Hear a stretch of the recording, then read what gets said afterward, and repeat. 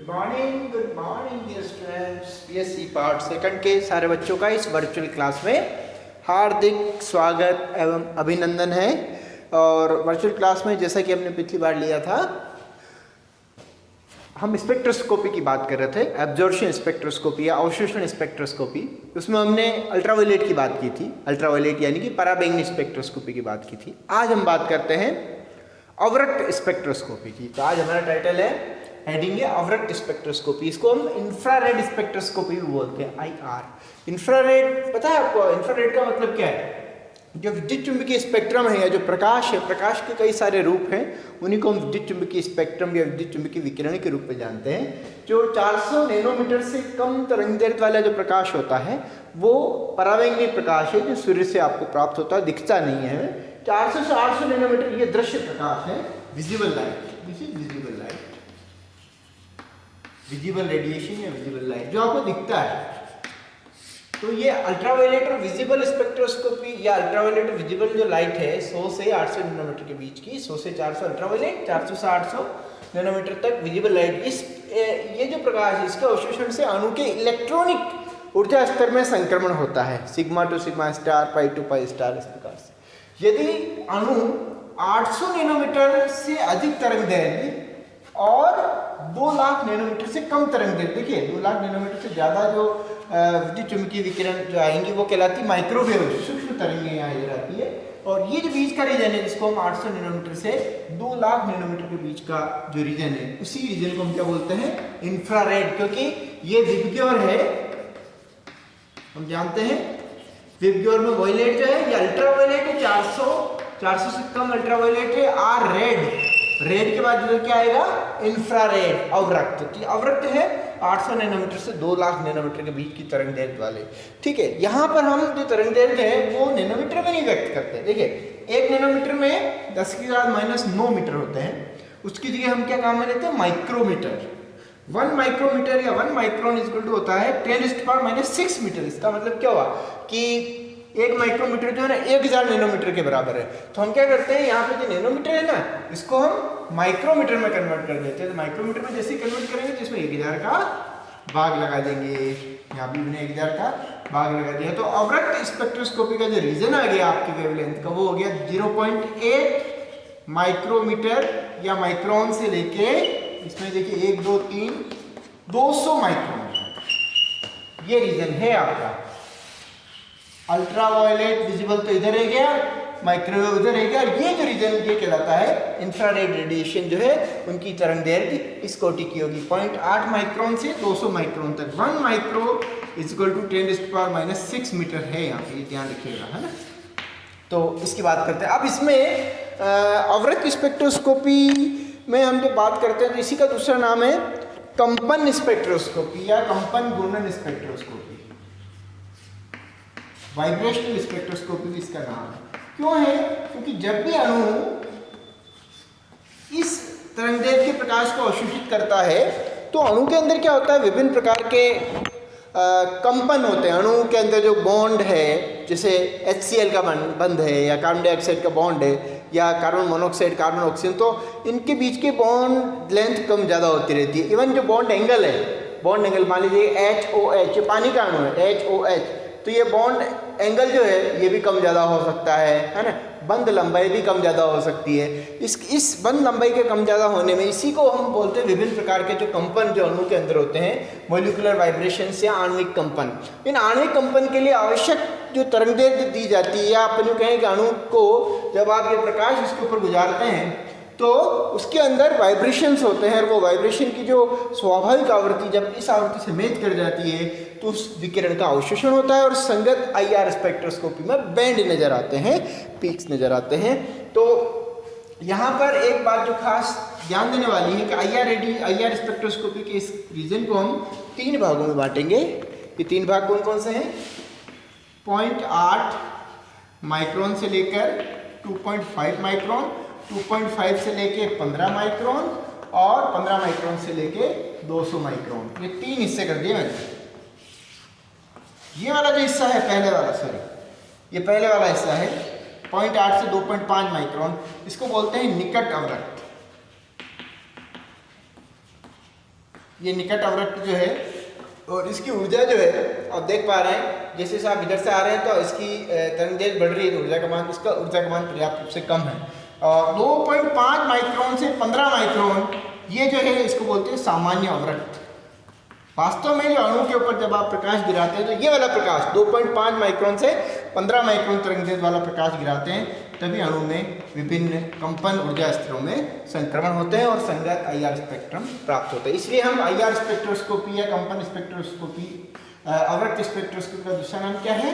कंपन स्पेक्ट्रोस्कोपी या कंपन घूर्णन स्पेक्ट्रोस्कोपी। 15 माइक्रोन से 200 माइक्रोन इसको बोलते हैं सुदूर अवरक्त, फार इंफ्रारेड। इसकी तो जो तरंगदैर्घ्य का मान काफ़ी ज़्यादा है, इसका मतलब इसकी ऊर्जा काफ़ी कम है। ये जो 2.5 माइक्रोन से 15 माइक्रोन वाला रीजन है, ये आपके काम का रीजन है। और यहाँ पर IR स्पेक्ट्रोस्कोपी में जो हम काम में लेते हैं टर्म, वो तरंगदैर्घ्य की जगह हम काम में लेते हैं न्यू बार, इसको बोलते हैं तरंग संख्या, वेव नंबर। तरंग संख्या जो होती है वो तरंगदैर्घ्य का व्युत्क्रम होती है 1/λ। तो यहाँ पर यदि 1/λ अपन करें, मान लो 2.5 माइक्रोन की संगति हो जाएगा 1.2.5 × 10⁻⁶, ये मीटर है ना, मीटर। इसको मैं सेंटीमीटर में कन्वर्ट करता हूँ तो ये हो गया, देखिए 10⁶ अपॉन माइक्रोन 10⁻⁶ है, इसको ऊपर लेंगे अपॉन 2.5 है ना।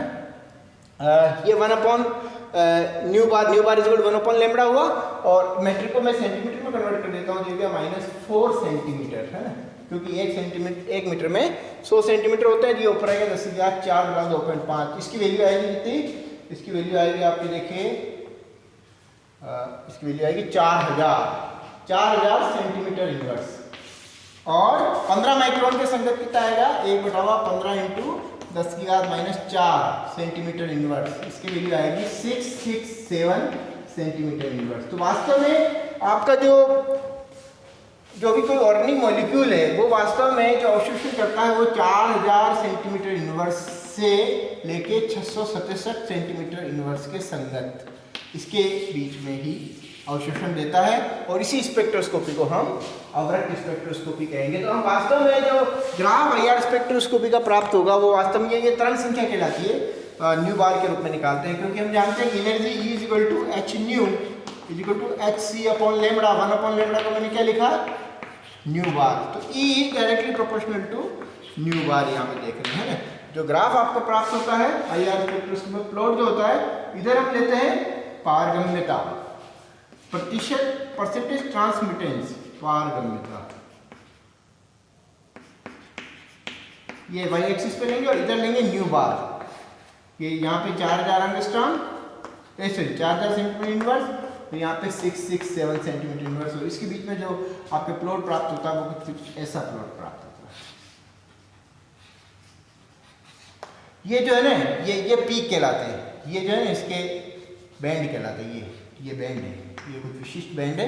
और इस प्रकार से IR स्पेक्ट्रोस्कोपी कई प्रकार से यौगिक के क्रियात्मक समूह के बारे में अच्छी जानकारी प्राप्त करती है, कितने न्यू बार के आसपास इसका पारगम्यता जो है बहुत अधिकतम हुई है।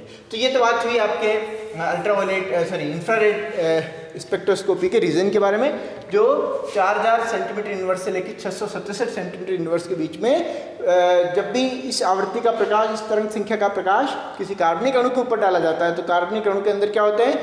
कार्बनिक अणु के अंदर विभिन्न बंध होते हैं। उन बंध के कंपनों के कारण से उनकी आवृत्ति जब आपतित आवृत्ति के बराबर हो जाती है, तो इस प्रकाश के किसी निश्चित तरंगदैर्घ्य का अवशोषण होता है और संगत बैंड इस प्रकार से आपको प्राप्त होते हैं। देखिए, अब हम देखते हैं मॉलिक्यूल्स में कितने प्रकार के कंपन होते हैं। अब हमारा टाइटल है आणविक कंपन। आणविक कंपन सामान्यतः 2 प्रकार के होते हैं। एक कहलाते हैं तनन कंपन, स्ट्रेचिंग, और दूसरे कहलाते हैं बंकन कंपन, बेंडिंग। 2 प्रकार के कंपन है। तनन में क्या होता है? तनन कुछ इस प्रकार से है, जैसे कि बॉन्ड जो है, बॉन्ड में जो बंध लंबाई है वो फिक्स नहीं रहती है। कुछ ऐसा है, मान लीजिए कि ये HCl है ना, ये H और ये Cl है, इन दोनों के बीच में जो बॉन्ड है वो फिक्स नहीं है, ये एक स्प्रिंग की बात व्यवहार करता है। मान लीजिए यहाँ पे 2 बॉल है, जिसका द्रव्यमान m1 है, जिसका m2 है। तो ये जो स्प्रिंग है ना, ये खींचेगी इसको बोलते हैं स्ट्रेचिंग, तनन, और वापस से सिकुड़ेगी, विरलन, ये चलता रहेगा। इसका मतलब ये बॉन्ड लेंथ है, इसका मान कम ज़्यादा होता रहता है। इस ऐसे कंपन को हम बोलते हैं तनन कंपन या स्ट्रेचिंग वाइब्रेशन।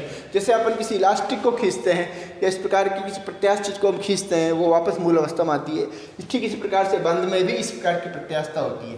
तो ये जैसे H है, ये Cl है, तो विभिन्न प्रकार के बंध में इस प्रकार की प्रत्यास्थता होती है, और वो इस प्रकार के बॉल जो है, जो स्प्रिंग से जुड़े हुए हैं, इस प्रकार के मॉडल की बात है, वो बिहेव करते हैं। इस प्रकार के तनन कंपन ये दो प्रकार के हो सकते हैं। एक कहलाते हैं सममित तनन कंपन, सिमेट्रिक स्ट्रेचिंग वाइब्रेशन, सममित तनन कंपन, और दूसरे होते हैं असममित तनन कंपन। देखते हैं तनन कंपन। अणु के अंदर सममित तनन कंपन का मतलब क्या है? सममित तनन कंपन का मतलब है, जैसे मान लीजिए कि ये तीन अणु, एक अणु के अंदर जो है ना 3 परमाणु हैं, और ये इस प्रकार से है ना, ये परमाणु, पहला परमाणु है, ये दूसरा परमाणु है, ये तीसरा परमाणु है। अब इसमें क्या हो रहा है, देखिए, यदि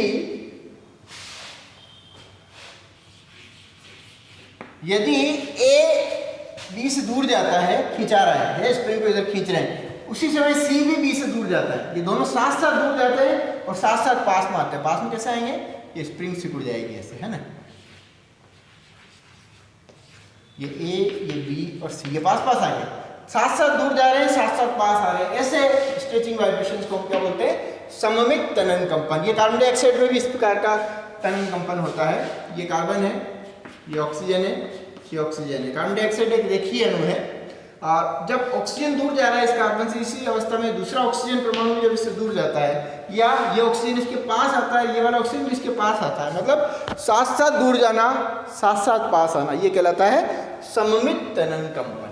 इस सममित तनन कंपन के समय क्या होता है, जो बॉन्ड लेंथ है वो कम ज़्यादा हो रही है। आपको दिख रहा है स्प्रिंग की लंबाई बढ़ रही है, कम हो रही है, तो इसका मतलब ये बंध लंबाई कम ज़्यादा होती है, इसके लिए काफ़ी ज़्यादा हो जाएगी जरूरत होती है। असममित तनन कंपन में क्या होगा, जब A B के पास जाएगा, एक परमाणु इस दूसरे परमाणु के पास जा रहा है, तो दूसरा परमाणु उससे दूर जा रहा है। ये कुछ इसकी स्थिति ऐसी होती है, जिसको अपन चित्र में देखना चाहें तो ये देखिए, ये जो स्प्रिंग है, ये सिकुड़ रही है, ये A B के पास आ रहा है, इतने में C B से दूर जा रहा है। इसी को हम यदि ये तो रेखीय अणु है, अरेखीय अणु के रूप में देखना चाहे, मान लीजिए C है, ये H है, किसी अणु का हिस्सा है, CH2 है ना, किसी अणु का हिस्सा है, बाकी बच्ची भी दिखता है इधर है।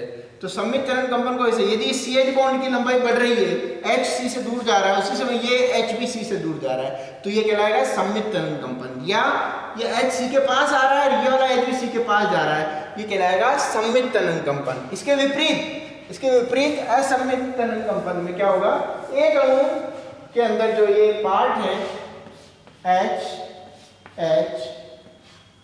ये हिस्सा जो बचे हुए अणु का, इधर कोई और अणु जुड़ा हुआ है, अणु का कुछ हिस्सा जुड़ा हुआ है, यदि ये H C के पास जा रहा है, उसी समय ये H C से दूर जा रहा है, एक पास जा रहा है, एक बंध लंबाई छोटी होती है, दूसरी बंध लंबाई बड़ी होती है, या ये CH ये छोटा हो जाता है और ये बड़ा हो जाता है, ये पास जा रहा है, ये दूर जा रहा है, ये पास आ रहा है, ये दूर जा रहा है, ऐसे ये कहलाता है असममित तनन कंपन। सममित तनन कंपन, असममित तनन कंपन यदि अपन रेखीय अणु में देखें, जैसे कि कार्बन डाइऑक्साइड में, यदि ऑक्सीजन कार्बन के पास आ रहा है और उसी दरमियान ये ऑक्सीजन इस कार्बन से दूर जा रहा है, तो ये असममित तनन कंपन। या इसका उल्टा, ये ऑक्सीजन कार्बन के पास आ रहा है, उसी दरमियान ये ऑक्सीजन, दूसरा वाला ऑक्सीजन कार्बन से दूर जा रहा है, तीर का मतलब है दूर जाना, तो साथ साथ ऐसे जाना, ऐसे आना, है ना, ये कहलाएगा असममित तनन कंपन। दो प्रकार के हो गए, सममित तनन, असममित तनन कंपन।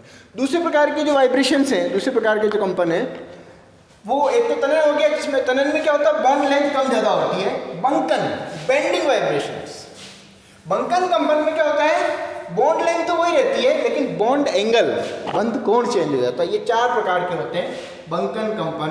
इसको विरूपण भी बोलते हैं, डिफॉर्मेशन, इसका इंग्लिश में नाम है डिफॉर्मेशन, बंकन। 4 प्रकार के हैं। पहले को हम बोलते हैं रॉकिंग, दूसरे को बोलते हैं सीजरिंग, तीसरे को बोलते हैं हम रॉकिंग, सीजरिंग, वैगिंग और ट्विस्टिंग। वेगिंग और चौथा है ट्विस्टिंग।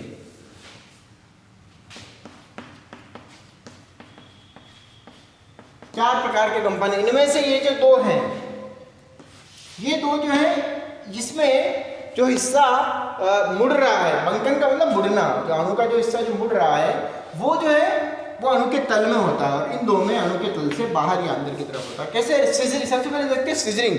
सीजर मतलब होता है कैंची। ऐसे ये यदि अणु का हिस्सा है तो दोनों अणु, ये अणु के जो हिस्से हैं, बॉन्ड एंगल कम हुआ बढ़ गया, कम हुआ बढ़ गया। ये देखिए पास पास आ रहे हैं। इसका चित्र मैं ऐसे बनाता हूं, देखिए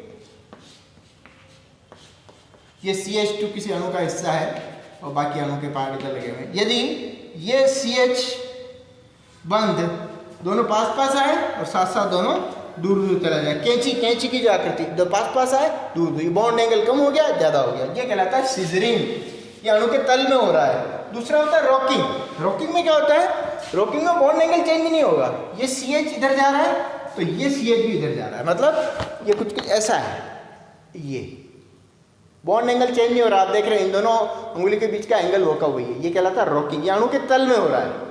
दूसरे ये दोनों जो है, ये दोनों जो बंकन कंपन है वो दोनों अणु के तल में होते हैं, रॉकिंग और सीजरिंग। अब देखते हैं हम वेगिंग और ट्विस्टिंग। वेगिंग में क्या होता है? अणु का जो ये हिस्सा है वो अणु के जो बाकी अणु का बाकी जो पार्ट है उसके तल के बाहर झूलता है और अंदर झूलता है, ऐसे। प्लस का मतलब है बाहर की तरफ। तो इस CH ऐसे है अणु और ये दोनों बाहर की तरफ आए, दोनों साथ साथ आए, साथ साथ अंदर, साथ साथ बाहर, साथ साथ अंदर, ये वेगिंग। बिल्कुल वैसे ही जैसे कुत्ते की धूम ऐसे आपके आगे पीछे होती है, ठीक है। तो ये अणु के तल के अंदर बाहर ही कंपन होते हैं, ये दोनों बाहर साथ साथ और साथ साथ दोनों ही अंदर भी, ठीक है। तो ये इस प्रकार से कंपन हुआ, बाहर आपकी तरफ मेरी तरफ। और लास्ट कंपन है ट्विस्टिंग। ट्विस्टिंग का मतलब होता है विपरीत दिशा में। एक यदि बाहर आएगा, एक बाहर आएगा तो एक अंदर जाएगा, एक अंदर आएगा तो एक बाहर जाएगा, अणु के तल के अंदर बाहर। तो आप यह क्या देख रहे हैं? हम देख रहे हैं यहाँ पे बॉन्ड एंगल का मान परिवर्तित हो रहा है। ये बॉन्ड एंगल है ना, ये ऐसे, ये ऐसे। तो ये कुल मिला के विभिन्न प्रकार के मॉलिक्यूलर वाइब्रेशन, इन वाइब्रेशंस के कारण से ही अणु में विभिन्न कंपन ऊर्जा स्तर होते हैं। इन कंपन ऊर्जा स्तर में संक्रमण से अवरक बैंड आपके प्राप्त होते हैं।